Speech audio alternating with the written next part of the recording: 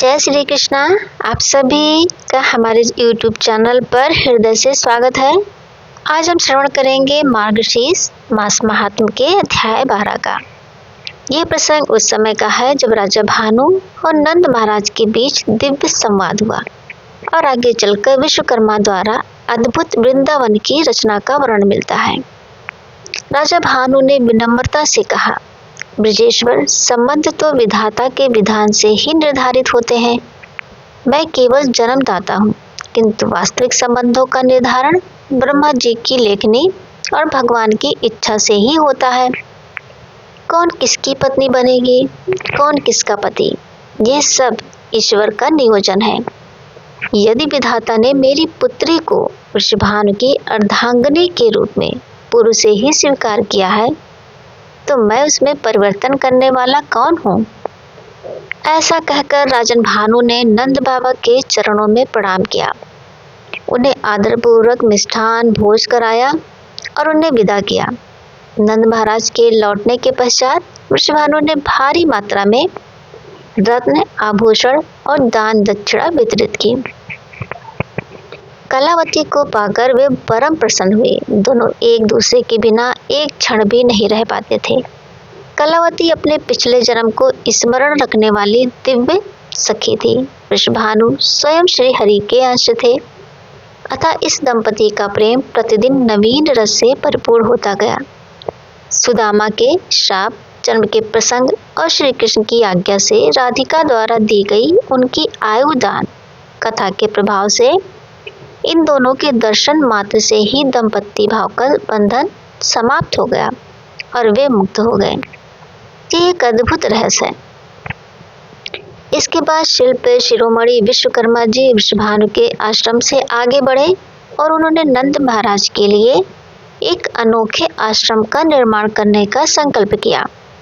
उनकी बुद्धि ने एक कोस लंबे रमणीय प्रदेश को चुना। उन्होंने वहां अद्भुत मणिमय राजमार्ग, रत्नों से जड़े द्वार, दोनों ओर बने हुए सुशोभित मंडप, व्यापारियों के लिए सुंदर स्थलों का निर्माण किया। फिर वे वृंदावन पहुंचे और वहां एक विशाल राष्ट्रमंडल बनाया जो 1 योजन क्षेत्रफल वाला था।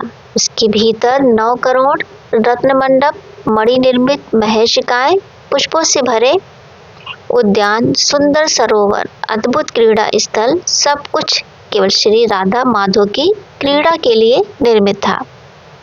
मधुवन के समीप केतकी और चंपा वन के मध्य सरोवर के पश्चिमी तट पर विश्वकर्मा जी ने एक गोलाकार रत्न मंडप बनाया। उसमें रत्नों की शैयाएं, पारिजात पुष्पों के तकिए, चंदन, कस्तूरी, कुमकुम की सुगंध, कपूर युक्त तांबुल, मोतियों की झालर, रत्न सिंहासन, सब कुछ दिव्य प्रकाश से आलोकित किया था।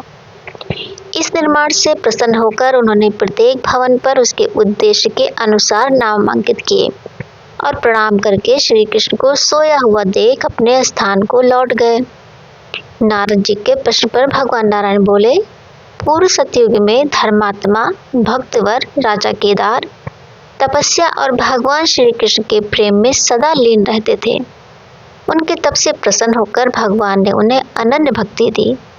उनकी कन्या वृंदा, जो लक्ष्मी जी की अंश थी, उन्होंने दुर्वासा ऋषि से दुर्लभ हरि मंत्र प्राप्त किया और 60,000 वर्षों तक अत्यंत कठोर तपस्या की।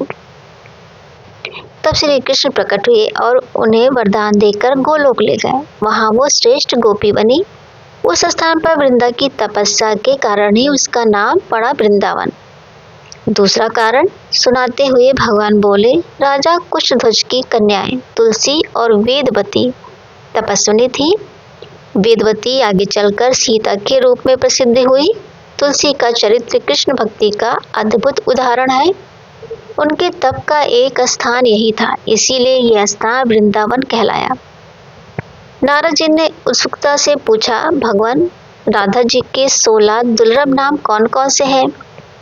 भगवान नारायण ने उत्तर दिया, पहला राधा, दूसरा राजेश्वरी, तीसरा विराजवासिनी, चौथा ऋषिकेश्वरी, 5वां कृष्ण प्राणाधिका, 6ठा कृष्ण प्रिया, 7वां कृष्ण स्वरूपणी, 8वां कृष्ण वामन संभूता, 9वां परमानंद रूपा, 10वां कृष्णा, 11वां वृंदा, 12 वृंदावन, 13 वृंदावन विनोदिनी, 14 चंद्रावली, 15 चंद्रकांता और 16 शरद चंद्र प्रभा।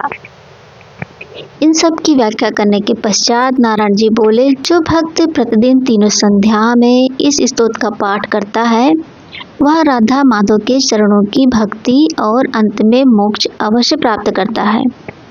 नारद जी ने कृतज्ञ होकर कहा, प्रभु आज मुझे अत्यंत दुर्लभ ज्ञान प्राप्त हुआ। तब भगवान बोले, अब अगले अध्याय में मैं तुम्हें बताऊंगा कि जब ग्वाल बालों ने प्रातःकाल वृंदावन को देखा तब उन्होंने क्या कहा।